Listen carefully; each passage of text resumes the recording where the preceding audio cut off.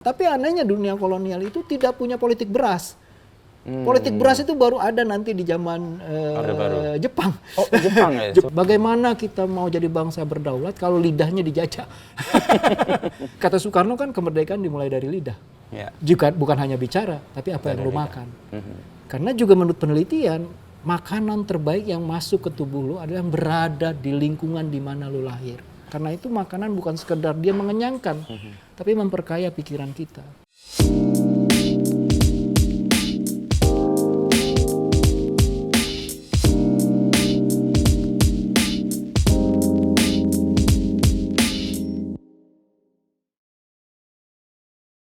Sejarah nasi. Nah, kita tuh Indonesia kan dikategorikan sebagai negara yang sangat besar konsumsi nasinya per kapita.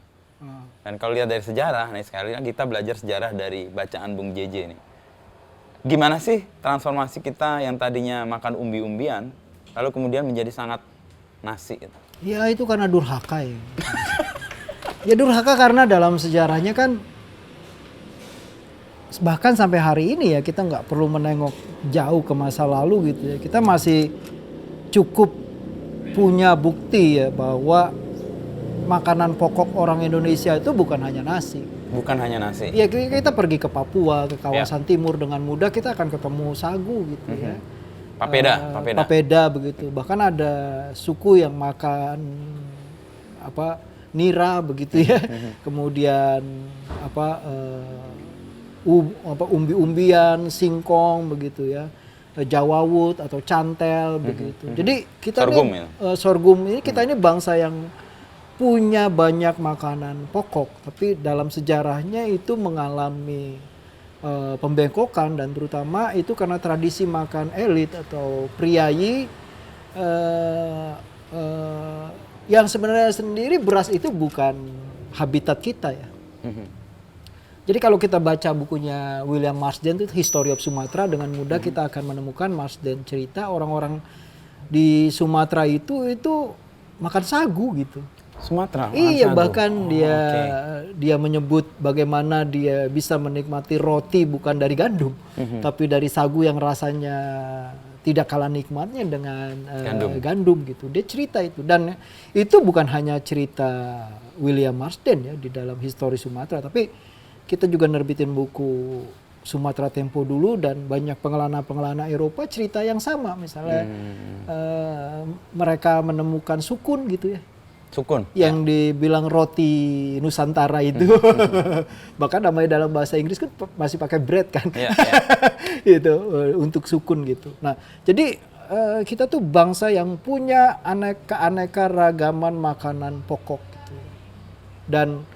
Dan ini pelan-pelan oleh dunia kolonial karena terpengaruh oleh priayi-priayi Jawa dan karena kolonialisme mulainya di Jawa dan mereka memerlukan pasokan nasi dan kebudayaan dapur mereka juga berubah begitu ya. Jadi karena dapur-dapur mereka nggak bawa istri, akhirnya mengawini perempuan-perempuan pribumi dan membawa budaya dapur dari Indonesia. Jadi mereka nggak hanya makan sambal, tapi juga makan sambal dengan nasi gitu loh ya kan, seperti mereka pakai kain sarung gitu. Jadi menghasilkan kebudayaan Indis dan dari pejabat-pejabat yang mereka tinggal di Jawa, ini kan dikirim oleh pemerintah kolonial ke berbagai macam tempat. Dan akhirnya karena dia elit, dia mempengaruhi pola makan. Ya, pola makan dunia-dunia yang mereka datangi. Ini yang cerita yang sangat menarik yang pernah diceritakan oleh Charlie Robinson dengan cara yang kocak dalam esai-esainya dia, tapi menurut saya bisa dengan mudah membuat kita memahami bahwa dunia kolonial juga punya peranan. Tapi anehnya dunia kolonial itu tidak punya politik beras. Politik beras itu baru ada nanti di zaman Jepang. Oh, Jepang ya? Jepang yang berusaha bahwa kita punya problem dengan nasi dan menciptakan nasi sebagai makanan pokok, tapi hanya untuk mereka karena krisis kan. Orang Indonesia nggak makan nasi, makan bonggol pisang. Itu. Nah, tapi puncak dari kedurhakaan ini dan pelupaan terhadap keanekaragaman pangan pokok ini itu terjadi di zaman Orde Baru. Jadi ketika peristiwa 65 terjadi, itu salah satu hasil dari peristiwa 65 itu krisis Dan krisisnya itu krisis bahan pokok, terutama nasi, beras. Nah, Pak Harto karena dia anak petani, dia berpikir bahwa makannya adalah ya gua anak petani Jawa yang makannya nasi gitu. Jadi dia berupaya membayangkan gimana menciptakan swasembada beras begitu. Tapi celakanya waktu itu sambil berusaha menciptakan swasembada beras, ada tawaran dari Amerika untuk gandum sebagai bantuan. Jadi sedang menuju swasembada beras, Gandum proses masuk. nasiisasi itu, gandum masuk. Jadi kita bukan hanya mengalami nasiisasi, tapi juga rotiisasi. Jadi bayangkan kita punya introduksi bahan makanan baru yang nggak ada dan bisa ditanam di sini. Itu berbahaya secara Dan itu kemandirian, sangat berbahaya dan itu proses pendurhakaan terhadap gagasan yang Soekarno sendiri paham, karena waktu Indonesia baru merdeka nggak lama menjelang penyerahan kedaulatan, FAO tuh ngasih peringatan bahwa negara-negara di Asia Tenggara yang sangat terancam itu adalah Indonesia karena berkembangnya pemakan nasi. Jadi kalau ini tidak dihentikan, Indonesia mungkin akan krisis pangan. Soekarno kaget tahun 52 dia pidato di IPB. Waktu itu belum jadi IPB tapi jurusan pertanian UI.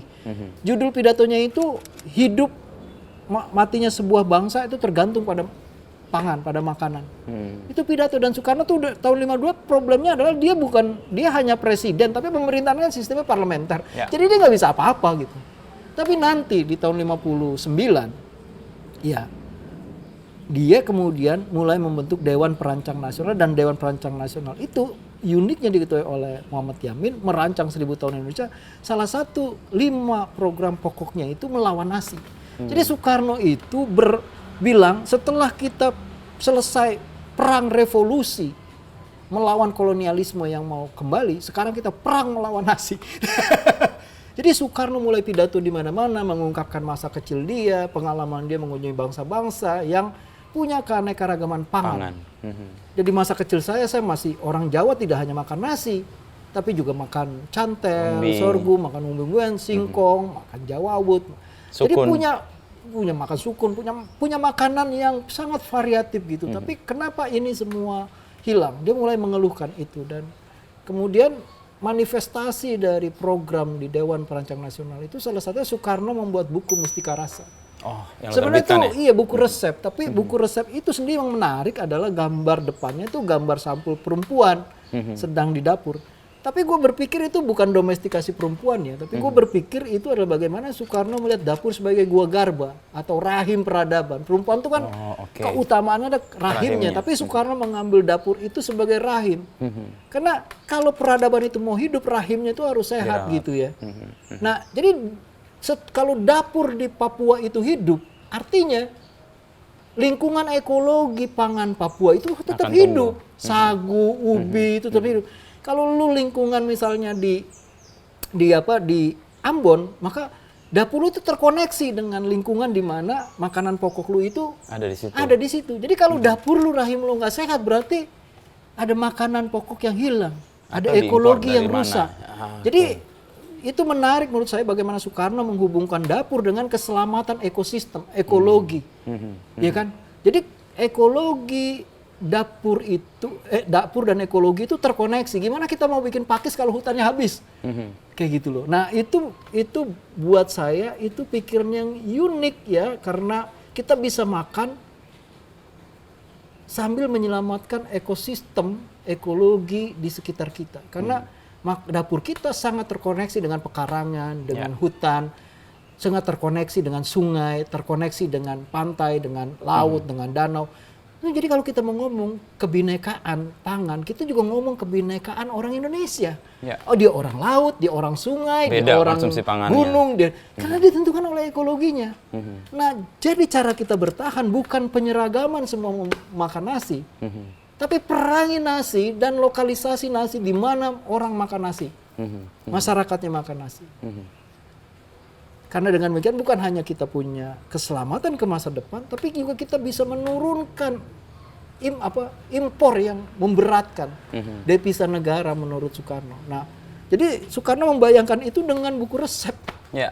Sebagai alat ya, alat untuk berperang dengan nasi. Selama ekologi dapur itu hidup, otomatis ekologinya akan tetap hidup. Artinya hutan aren, dirawat, sagu dipelihara. itu akan tetap dipelihara. Kita nggak perlu sawah 1 juta hektar yang kita tanam di Merauke gitu ya. Yang kita perlukan adalah hutan sagu 1 juta hektar dan itu diberikan oleh alam, oleh Tuhan. Bahkan kalau bisa kita menghidupkan kembali yang diceritakan oleh Marsden. Kita mulai memperlihatkan bahwa masyarakat kita itu punya bahasa yang menjadi artefak dari masa lalu. Misalnya sagu, oh itu rupanya dari kata sangu. Sangu. Bekal. Jadi semua orang yang jalan membawa bekal itu sebenarnya sagu. Okay. So jadi itu kata Sunda, kata Jawa juga. Sego. Dia itu sagu. Yeah. jadi apa ya? Jadi penanda, jadi artefak dari masa lalu yang mengingatkan kita bahwa kita ini sebenarnya bukan bangsa pemakan nasi. Atau hanya salah satu yang dalam perjalanan sejarah kita berjumpa dengan nasi. Tapi sebelumnya kita punya perjumpaan dan kekayaan perbendaharaan makanan pokok. Itu yang saya bilang kita menjadi bangsa durhaka. Dan itu menurut saya juga yang menandaskan bahwa kita nggak belajar sama sekali dari sejarah. Karena sampai hari ini kita nggak punya sebenarnya strategi kedaulatan pangan. Bagaimana kita mau jadi bangsa berdaulat kalau lidahnya dijajah? Kata Soekarno kan kemerdekaan dimulai dari lidah. Yeah. Juga bukan hanya bicara, tapi apa yang lu makan. Karena juga menurut penelitian, makanan terbaik yang masuk ke tubuh lu adalah yang berada di lingkungan di mana lu lahir. Nah, Prof. Hera ngomong begitu, Prof. Sangkot ngomong begitu. Artinya secara saintifik itu membuktikan bahwa setiap lokus dengan etniknya itu harus hidup dengan cara makan yang bertalian dengan ekologinya. Kalau enggak, itu akan merusak juga, mengalami kekurangan atau penurunan secara genetik begitu. Dan juga kalau dalam konteks ekologi yang lebih luas, kalau kita makan bahan makanan di luar tempat kita, itu kan pengirimannya, segala sesuatu yang dihadirkan itu kan punya. Iya, itu nggak hemat ya, nggak hemat kan perbuatan setan ya. Dasar setan semua emang ini. Nah, kedurhakaan kita itu kan kita sadari sekarang. Gimana caranya kita bisa balik lagi ke situasi di mana sebenarnya nasi hanya salah satu perjumpaan kita dalam perjalanan panjang bangsa ini. Tapi kok sekarang kayak seolah-olah itu perjumpaan satu-satunya gitu. Iya, saya pikir menarik ya. Saya pergi ke beberapa tempat dan menemukan dapur-dapur itu bukan mati semuanya, masih bertahan, tapi mereka tidak punya daya dukung. Artinya eksploitasi alam gitu ya, yang membuat mereka nggak punya daya tawar gitu. Dapurnya jadi harus berubah gitu. Yang mereka mengandalkan pekarangan untuk bumbu-bumbuan, sekarang mereka disediakan sasetan, iya kan? Ada kata setan di kata sasetan. Kacau. Ya setan datang gitu kan. Ya jadi ini juga problematik karena mereka yang menjalankan cara yang baik dan menurut saya cara yang menyehatkan ekologi kita dan arif ingatan kita dan arif itu justru menghadapi tantangan yang paling berat. Tapi bukan tidak ada juga yang berusaha menciptakan komunitas-komunitas yang berusaha sedemikian rupa di tengah tantangan itu mengubah pola makan dan mengajarkan pola makan dengan keanekaragaman pangan itu. Bahan pangan itu, dan itu menurut saya mungkin naik bersama dengan perayaan kulineran hari ini. Jadi perayaan kulineran orang pulang ke makanan tradisi dan akhirnya mereka menyadari juga mungkin karena faktor diet ya. Ya orang ancaman kesehatan karena kebanyakan nasi dan gula begitu ya. Jadi mereka juga mencari alternatif dan menemukan pada kekayaan tradisi itu makan yang benar itu bukan cara cara makan nasi melulu gitu. Tapi makan dengan pola makan yang beraneka ragam makanan pokoknya begitu, nggak cuma nasi. Dan itu menurut saya jauh lebih menyemangati saya ya, maksudnya daripada mengharapkan pemerintah punya strategi pangan dan berpikir bahwa kedaulatan pangan itu sangat penting. Justru saya melihat masa depan Indonesia itu sangat ditentukan oleh komunitas-komunitas yang bertahan walaupun di tengah gempuran ancaman ekologi karena ekstraktif ya, kebudayaan ekstraktif di darat, di laut begitu ya. Tapi menurut saya bukan hanya dapur tradisional, tapi generasi-generasi baru dengan perayaan kulineran ini itu merasa terpanggil begitu ya. Ingatan mereka yang mereka temui di masa lalu atau hasil pembelajaran mereka untuk mereka rayakan lagi dan menjadi bagian. Dan itu menurut saya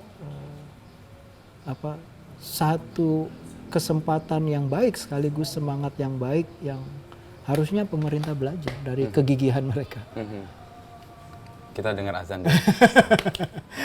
Nah, tadi nasi adalah salah satu perjumpaan kita dalam perjalanan bangsa yang panjang ini sebagai bahan pangan yang kita konsumsi.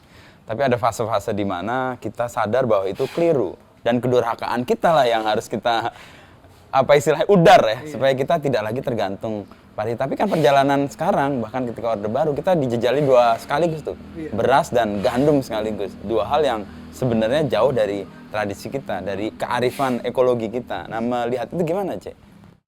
Ya itu sebenarnya kegelisahan saya. Kemudian saya waktu masih kuliah senang buku bekas dan kemudian ketemu buku bekas Mustika Rasa ya. Dan waktu itu saya simpen aja di rak. Tapi suatu saat ibu saya pakai buat masak dan karena saya anak pertama dan suka membantu, kemudian saya baca-baca. Oh, ini kayaknya bukan buku resep doang deh, tapi ini buku politik pangan, buku kedaulatan pangan bagaimana caranya dicapai. Cuma bentuknya memang melalui resep-resep. Jadi kemudian saya berpikir kalau dibaca gini aja nggak akan ada yang pernah mengerti. Jadi ketika saya berpikir untuk menerbitkan, saya nulis pengantar yang panjang untuk mendudukan buku itu. Kasih konteks. Kasih konteks, kasih gambaran, wawasan bahwa buku ini lahir di masa Bung Karno menggagas penemuan kembali revolusi. Artinya kita harus merevolusi diri kita, salah satunya mulut kita. Mulut kita itu isinya harus benar begitu. Dan ada yang nggak benar isinya. Karena ada durhaka di sana, di dalam yang mengisi perut kita itu. Nah, kemudian saya terbitkan dan saya bayangkan bahwa buku ini akan menjadi petunjuk kita untuk menghidupkan kembali politik pangan dan tersentak dan kaget bahwa kita menghadapi bahaya. Dalam periode yang panjang mungkin 20-30 tahun lagi kita nggak akan bisa ngubah kebudayaan makan kita, bahwa ya kita hanya tahu nasi, kita hanya tahu gandum gitu, yang lainnya kita nggak akan tahu. Hari ini menurut saya pergi ke berbagai tempat dan saya menemukan banyak komunitas justru yang bersemangat sekali untuk kembali kepada makanan-makanan tradisi, dalam konteks ini makanan pokok begitu. Saya nggak kebayang di Bandung menjadi penghasil sorghum dan perkebunan sorghum yang besar. Ini Jawa Barat ya. Saya pergi ke Mandar, ke Majene, dan di sana saya juga lihat perkebunan sorghum yang besar begitu. Dan saya baru tahu bahwa nasi itu belakangan dikenal oleh masyarakat Mandar sebagai masyarakat bagian dari kebudayaan maritim gitu ya, terutama Laut Sulawesi gitu ya. Mereka ternyata makanan pokoknya yang utama adalah pisang, singkong begitu. Dan di dalamnya juga ada jawawut. Ya, tapi ketika nasi itu datang dari Makassar, dulu Makassar menjadi orang Belanda bilang ketika mereka datang begitu merokolot sawah yang membentang di Makassar, kemudian itu disebarkan melalui hubungan komunitas antar zona Laut Sulawesi itu. Tapi itu juga beresiko kemudian membunuh makanan pokok mereka yang beragam itu, termasuk dalamnya jawawut. Dan sekarang jawawut itu hanya hadir di perayaan-perayaan, di upacara-upacara misalnya Ramadan, Lebaran, dan bukan makanan harian. Bukan makanan pokok. Tapi itu juga menurut saya dia masih meninggalkan jejak yang memungkinkan untuk dipulihkan kembali. Nah, saya lebih percaya bahwa yang masih bersisa dan terdampar di dalam perayaan-perayaan itu yang sebenarnya dia setara dengan nasi. Problem kita kan hari ini kita menganggap nasi itu superioritas. Jadi ada kolonialisme di sini, kolonialisme nasi begitu ya. Jadi ada superioritas nasi terhadap pangan yang lain. Nasi itu terhadap pangan yang lain dan roti.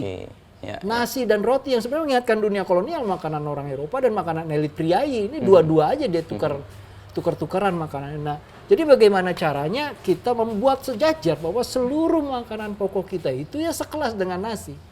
Iya kan? Kita kan ironi ada satu iklan BUMN besar negara tentang Papua itu ada pengendara pesawat itu namanya apa? Pilot begitu menerbangkan pesawat kecil ke pelosok Papua bawa apa? Bawa beras. Nah, itu kan ironi ya, dan sekarang beras juga Indomie ada tayangan apa yang viral di mana-mana, pegawai negeri atau tentara atau polisi atau apa yang jaga selalu kasih beras ke mama-mama Papua, bukan beras, ngasih beras atau ngasih Indomie.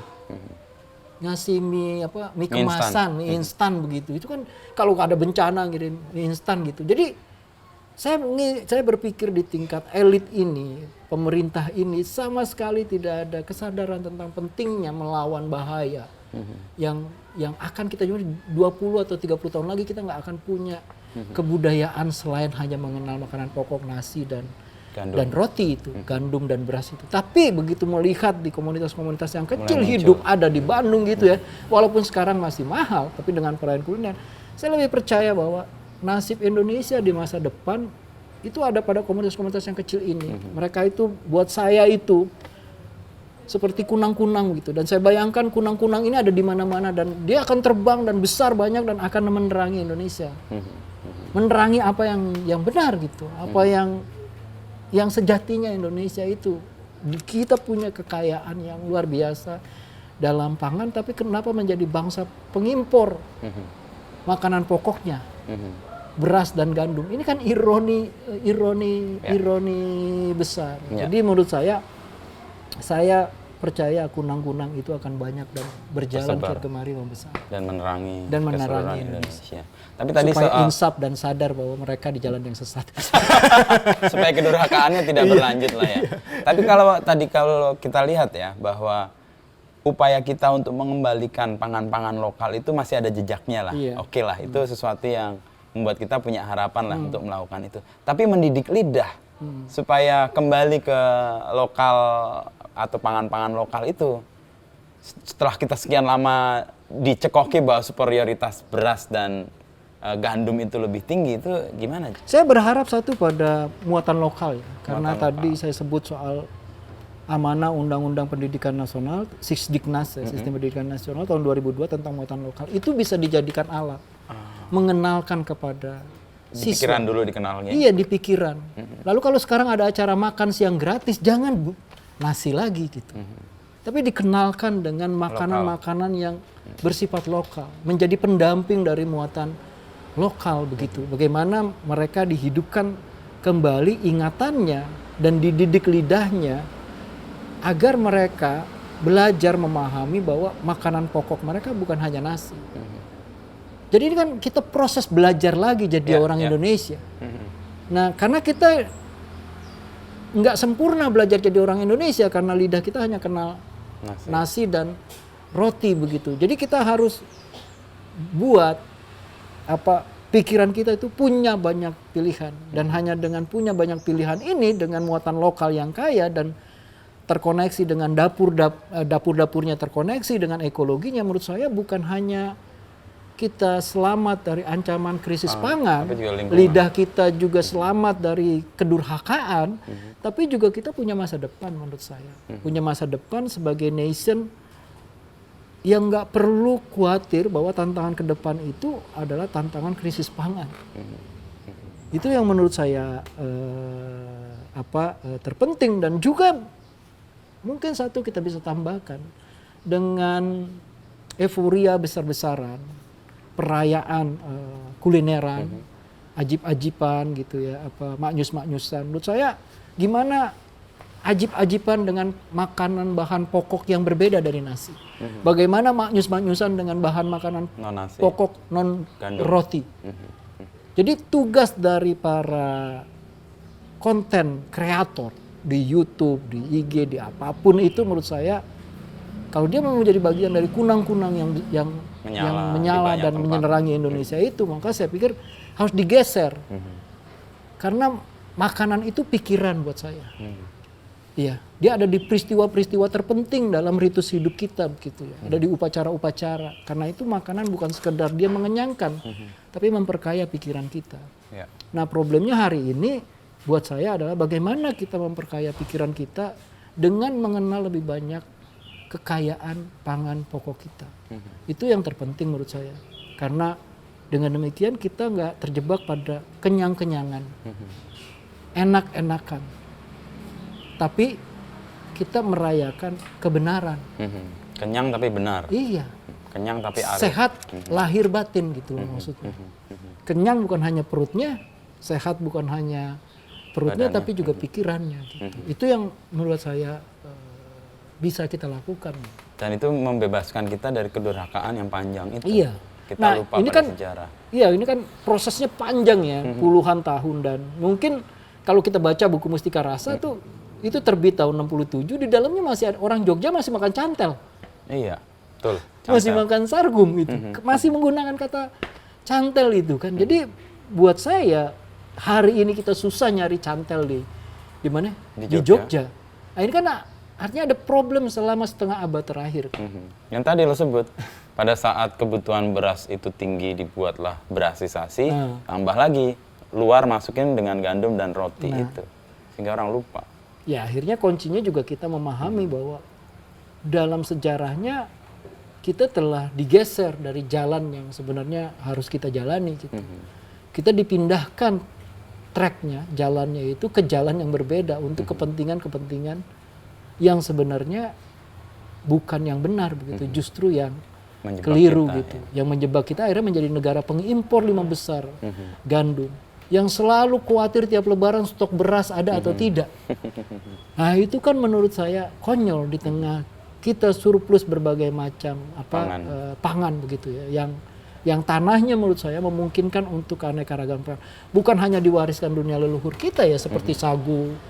Tapi juga kayak singkong itu kan dibawa oleh dunia kolonial karena mereka mengintroduce rupanya ketika di Sumatera ada krisis, di Jawa ada krisis gitu ya. Mereka mengintroduce untuk mencari alternatif daripada beras kan. Walaupun mereka nggak punya politik beras gitu. Jadi akhirnya mereka kalang kabut dan membawa ke kebun raya kemudian mulai mengintroduksi cassava begitu ya atau singkong. Dan itu juga dunia kolonial mengajarkan kita dan akhirnya mewariskan begitu, dan harusnya itu bagian yang bisa kita ambil sebagai aspek positif dari sains ya, dunia kolonial.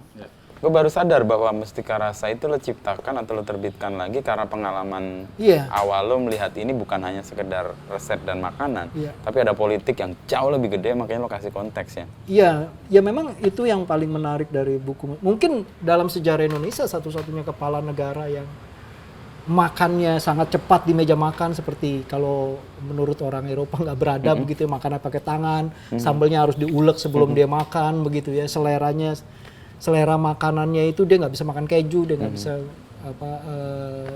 minum yang.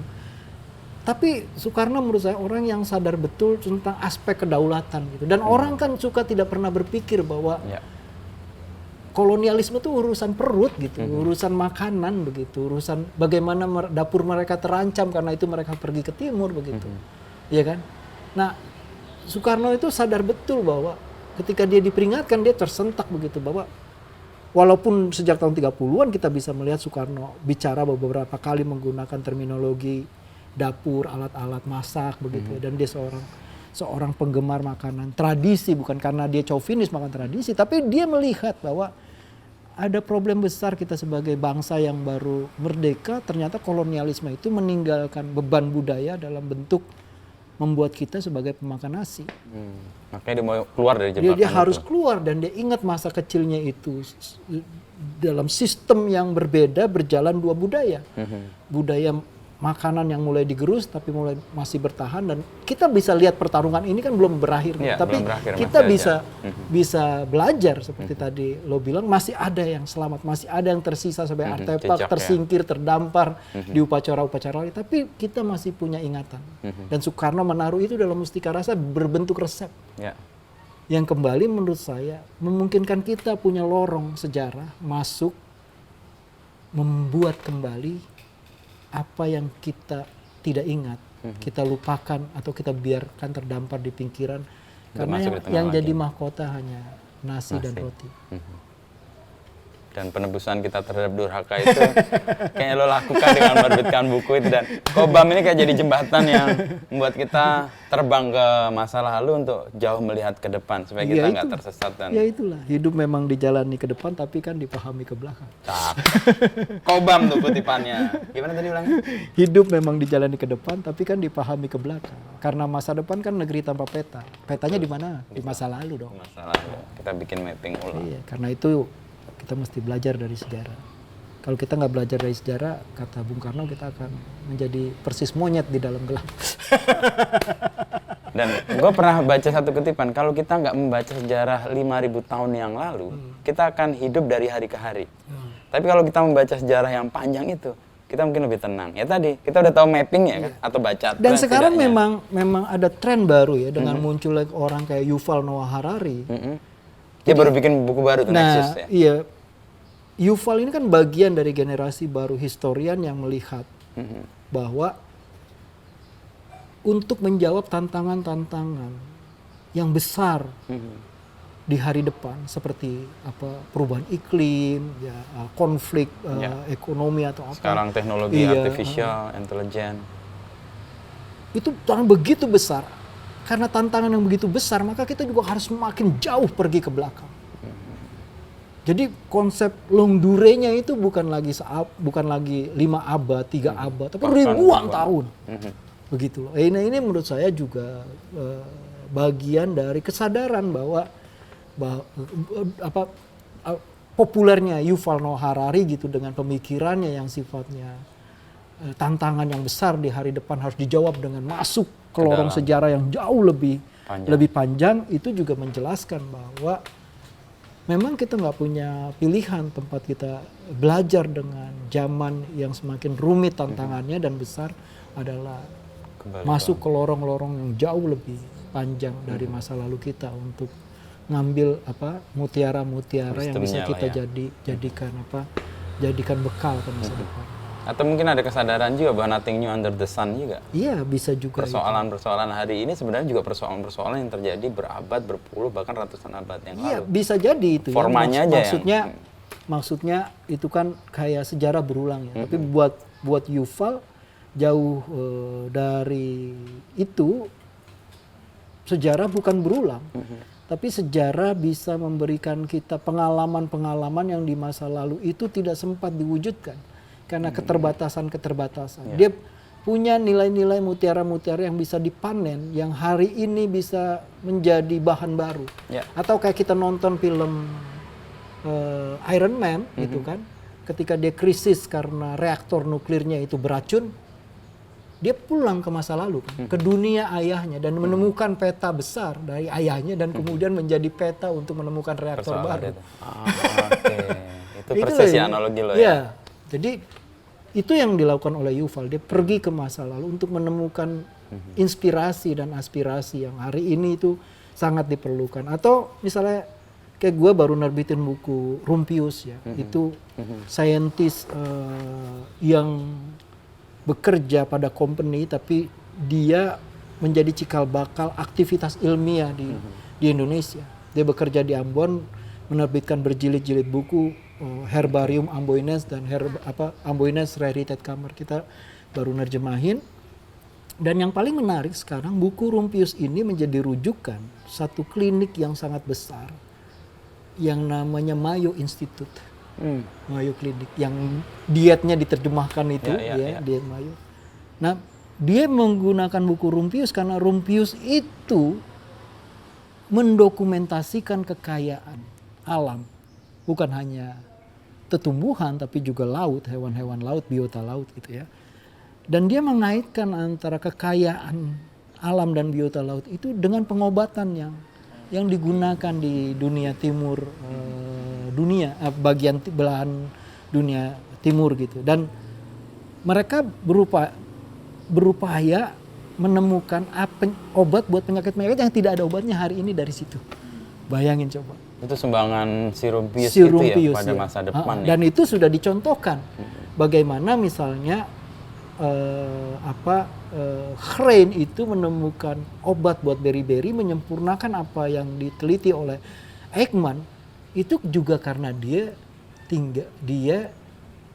secara tidak sengaja terkoneksi dengan buku Rumphius dan menemukan kacang hijau.